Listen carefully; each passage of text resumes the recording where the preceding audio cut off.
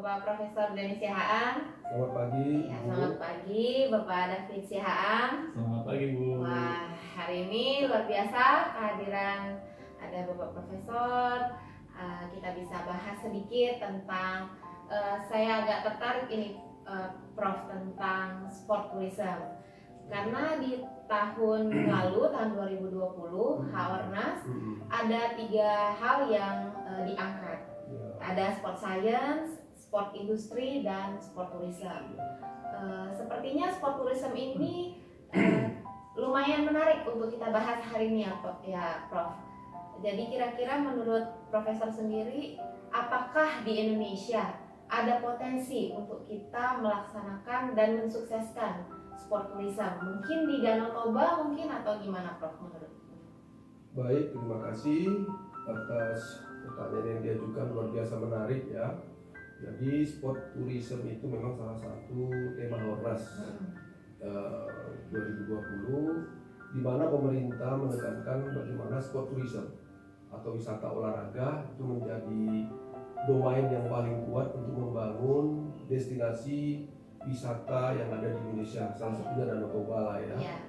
Jadi memang itu sangat penting karena hanya lewat itulah kita bisa memperkenalkan Danau Toba. Dan menurut saya negara memang harus fokus untuk membangun itu, karena potensi yang ada di Danau Toba itu bukan hanya berdampak pada kehidupan secara finansial masyarakat di sekitarnya, tetapi bisa membuat Danau Toba itu menjadi destinasi wisata dunia, dan ini tentu akan mengubah banyak hal, baik masyarakat, kehidupan sosial budaya maupun ekonomi dan sebagainya. Ya. Oke, bagus sekali ya Prof ya. Jadi seperti yang kita tahu, Profesor Denny Sihaan kan juga ex dari Komisioner BESAM, Badan Standarisasi Akreditasi Keolahragaan Nasional Kemenpora RI. Nah, saya ingin bertanya kepada Prof, ini gimana nih? Sejauh ini yang saya lihat fenomena yang terjadi di dunia, karena olahraga lari itu lagi terkenalnya, lagi hits gitu ya Prof ya. Sampai diadakan maraton di dunia, baik itu di Tokyo, New York, bahkan di Bali juga diadakan.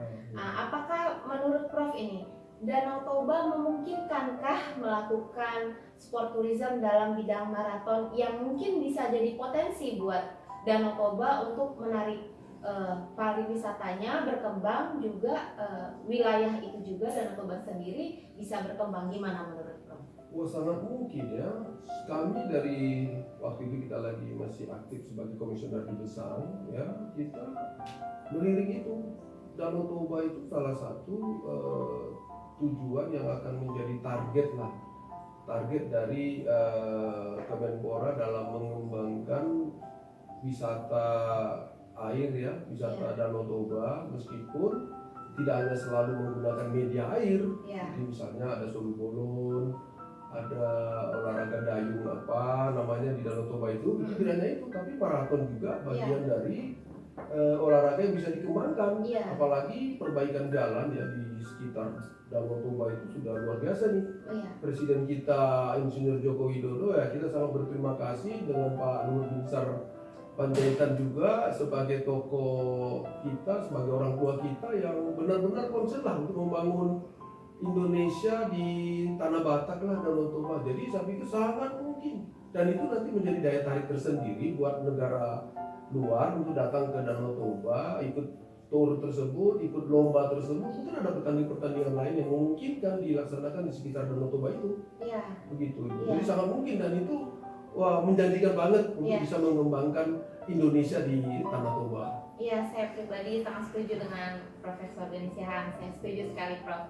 Nah, jadi ternyata Danau Toba itu sangat berpotensi ya menjadi destinasi pariwisata yang berkelas. Sangat berpotensi berkelas dunia bahkan menurut saya gitu. Jadi kira-kira untuk ke arah sana apa yang diperlukan? Karena pasti isu budaya itu lumayan banyak dibicarakan.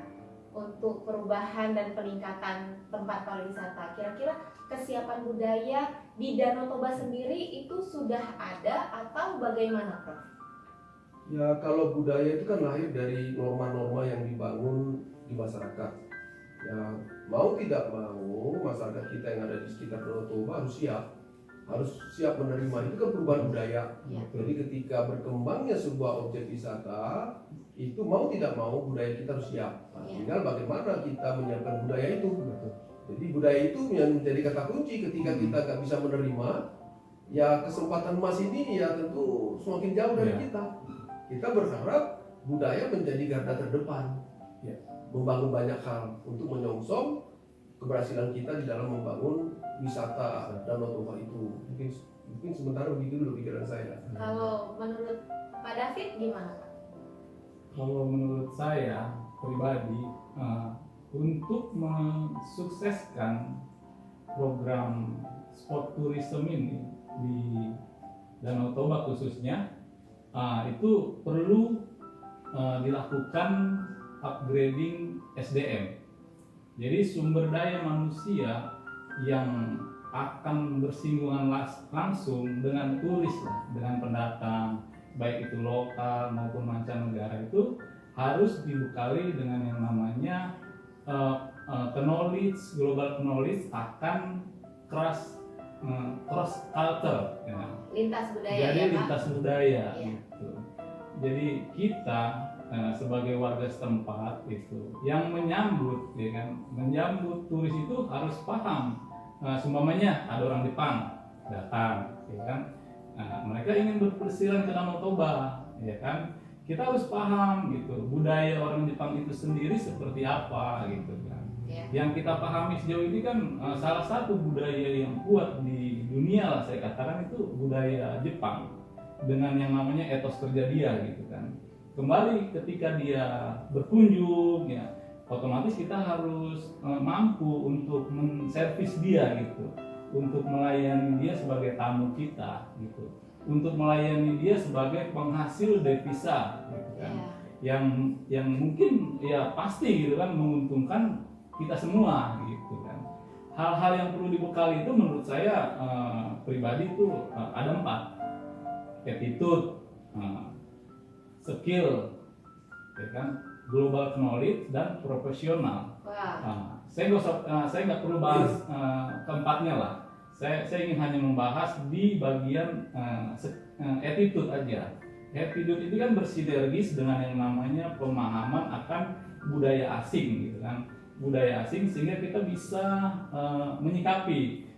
bisa menyikapi orang-orang mancanegara yang datang untuk berpariwisata ke Danau Toba, gitu.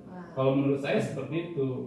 Ya, pemahaman akan budaya asing itu sangat diperlukan untuk menjadi Danau Toba itu betul-betul zona internasional yang mampu dinikmati oleh berbagai turis lah dari mancanegara, seperti itu sih. Jadi yang perlu ditingkatkan itu pemahaman akan budaya asing, gitu, budaya orang Asia seperti apa, Eropa seperti apa, seperti itu. Ya. Mungkin saya tambahkan sedikit ya, ketika masuk budaya asing tentu ada kekhawatiran. Ya. Bagaimana dengan budaya kita di sana? Betul, Ya, betul. Apakah Betul. harus tergerus? Betul. Itu kita berharap tidak. Iya, Budaya kita tidak. tetap jalan. Iya. Norma-norma yang kita sudah bangun di kampung kita atau di Danau Toba tetap jalan. Betul. Ya. Budaya asing jalan dengan budayanya. Iya. Ya meskipun kata orang pasti tergerus, tapi tidak banyak. Ya kita nggak bisa menampik ya. Betul, Pak. Akan ada pengaruh budaya asing. Tapi bagaimana filter yang kita bangun selaku pemilik budaya lokal itu yang harus kuat. Ya. Saya setuju, Prof. Disitulah perlunya ada macam edukasi, Iya. ada asosiasi-asosiasi, Betul. ada keterlibatan perguruan tinggi, Betul. bahkan sektor-sektor swasta lain, stakeholder lah yang ada di sekitar Danau Toba itu dimaksimalkan perannya untuk membentengi semua hal yang menurut kita menggerus budaya kita. Jadi tetap jalan. Tujuan utama kita membangun Danau Toba menjadi destinasi internasional, tapi budaya kita tetap dipertahankan. Mungkin begitu saya tambahkan saja. Iya. Saya setuju sampai Saya setuju. ke Pak David. Iya. Ya, ternyata sangat menarik dan semakin menarik ya sport tourism ini kita Iya. bahas, apalagi spotnya Danau Toba. Nah pasti ada banyak hal lagi yang harus kita bahas supaya pemerintah dan SDM di warga juga bersinergi untuk mewujudkan sport tourism ini. Tapi nanti tahan dulu, lain kali di video yang berikutnya kita akan bahas. Jadi tetap nonton video kita yang selanjutnya. Sampai jumpa. Sampai jumpa. Sampai jumpa. juga.